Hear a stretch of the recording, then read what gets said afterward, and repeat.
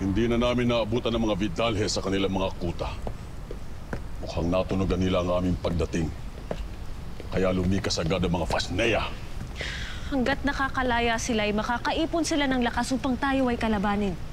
Huwag mo nang ulitin pa sa akin ang mga bagay na alam ko na, Pirena.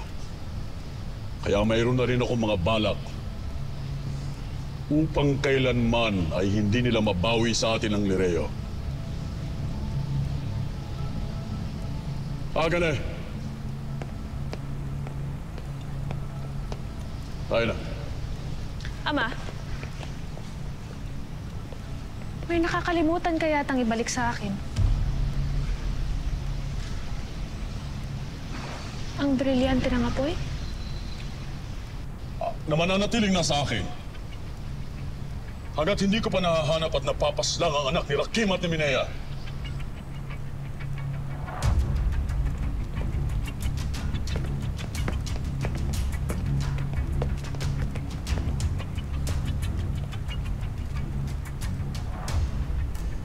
Batid mong higit na tapat ako sa'yo, Pirena, kaysa sa iba. May pahintulutan mo akong sabihin ito sa'yo.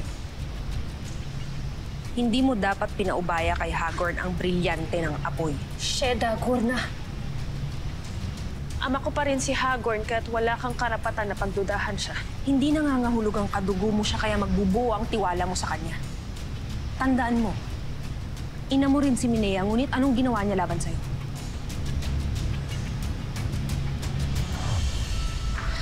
Ngayon, ayaw ibalik sa'yo ni Hagorn ang brilyante ng apoy.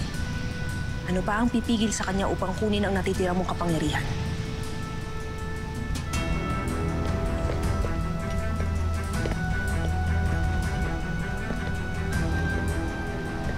Tandaan mo, halos lahat ng mga kawal na nakapalibot sa atin ay mga hator na mas tapat kay Hagorn kaysa sa'yo.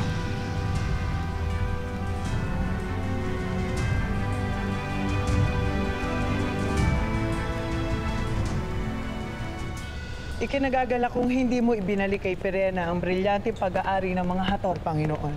Isa na siyang reyna. At nasa kanya na rin ang brilyante ng tubig. Labis-labis na ang kanyang magiging kapangyarihan kung pati ang brilyante ng apoy ay siya pa rin nangahawak. Ikinatutuwa akong malaman na kahit pa sa sarili niyong kadugo ay nag-iingat kayo. Ang kasaysayan ng Encantadia ay punong-puno ng mga kwento ng mga magkakadugo na naghihidwaan ng dahil sa kapangyarihan. At ayaw kong isipin na yun din ang kahihinatnan namin ni Pirena. Ngunit halimbawang yun nga ang kahantungan. Ay hindi ako magdadalawang isip na paslangin ang kahit na sino man. Maging kadugo ko man siya.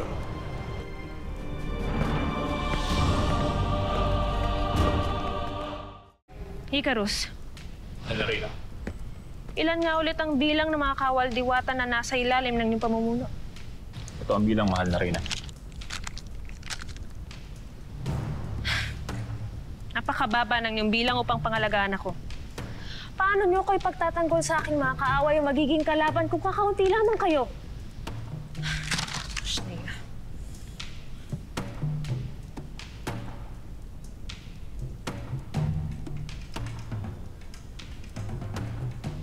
Ito ang karsero, hindi ba?